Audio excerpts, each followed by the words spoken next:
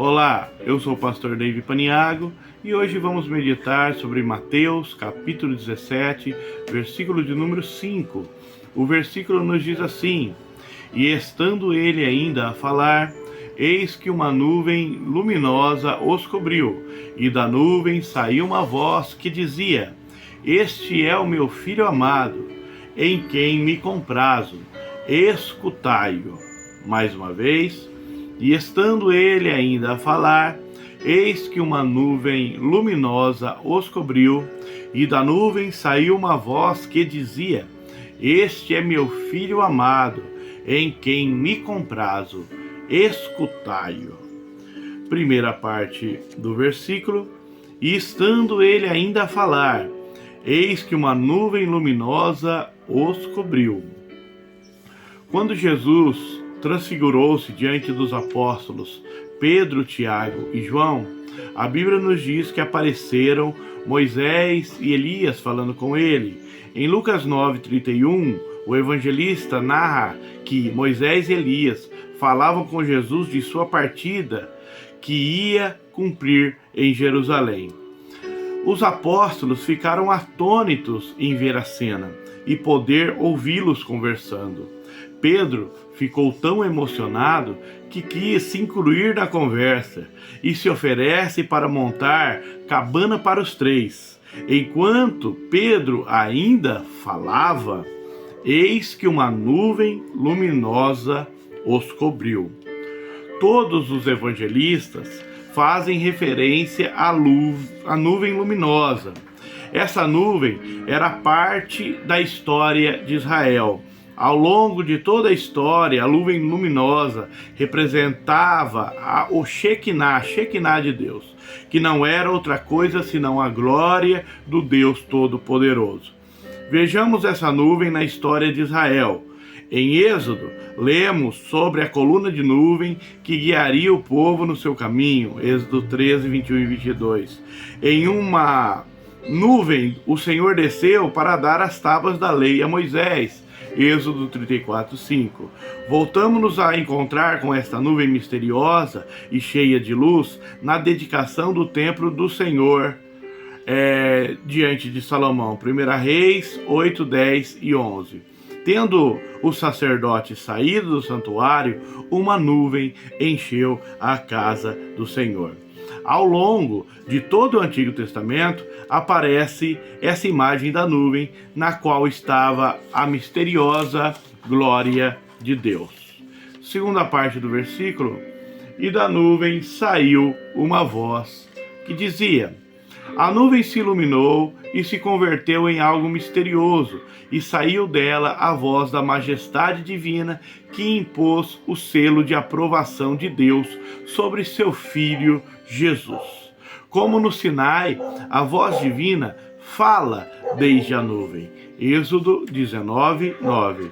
E disse o Senhor a Moisés: Eis que virei a ti numa nuvem espessa, para que o povo ouça, falando eu contigo, e para que também te creiam eternamente, porque Moisés tinha anunciado as palavras do seu povo ao Senhor.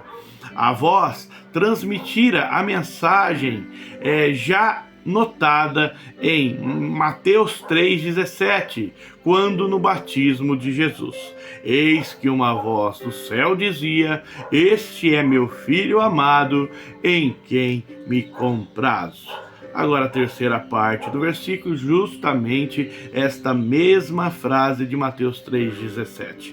Este é meu filho amado, em quem me comprazo.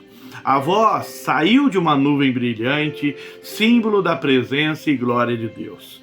Essa foi uma das 3 declarações de Deus sobre a perfeita divindade do seu Filho. A outra está em Mateus 3,17 e também em João 12, 28. Não significa esse filho amado não significa o mais amado no superlativo, nem mesmo o único amado, mas um amado em sentido único, especial, particular. Essa linguagem também é semelhante à descrição de Isaac, o filho amado da promessa, a quem Abraão foi sacrificar. Gênesis 22, 2. Toma agora o teu filho, o teu único filho, Isaque, a quem amas.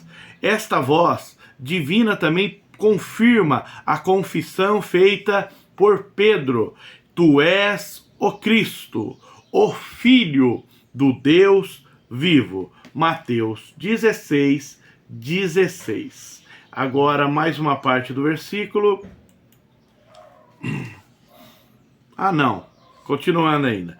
Cristo é o amado de Deus, por causa do seu relacionamento sem igual com o Pai, da bem disposta obediência, da perfeita submissão à morte de cruz e o seu caráter inculpável. No seu ministério terrestre, Jesus enfrentava forças contrárias que cada vez mais firmava a resolução de ir até a cruz. No batismo, expressou seu propósito de cumprir tudo o que era necessário como Redentor.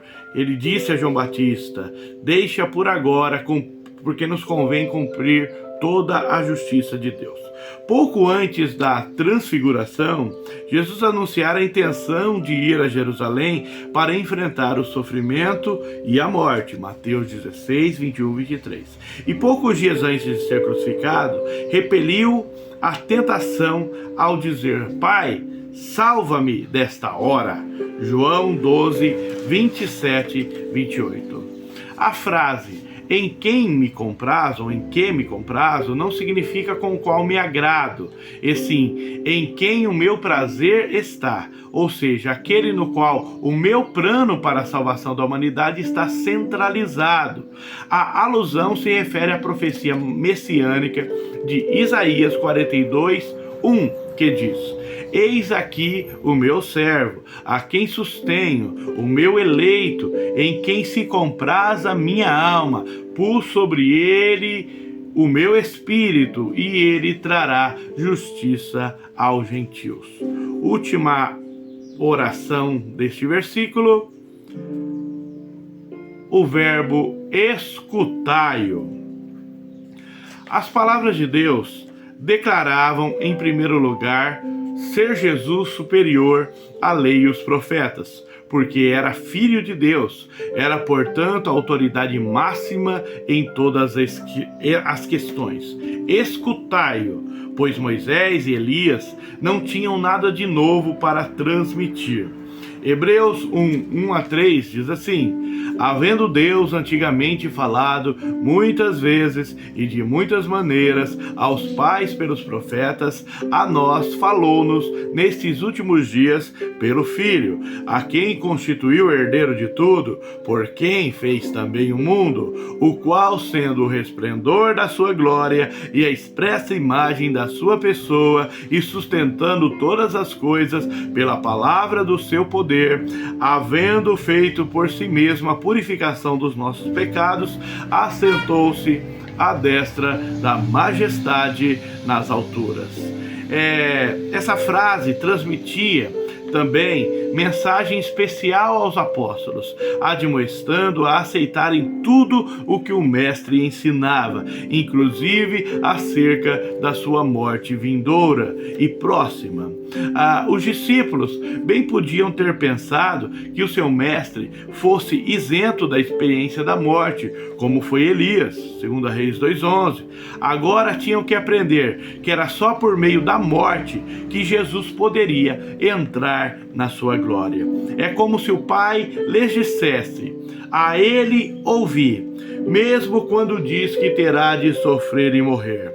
A nós também cabe ouvi-lo. Lembremos o que Maria disse aos serviçais no casamento em Caná: fazei tudo quanto ele vos disser. João capítulo 2, versículo de número 5. E estando ele ainda a falar, eis que uma nuvem luminosa os cobriu, e da nuvem saiu uma voz que dizia: Este é meu filho amado, em quem me comprazo. Escutai-o. Que Deus em Cristo vos abençoe.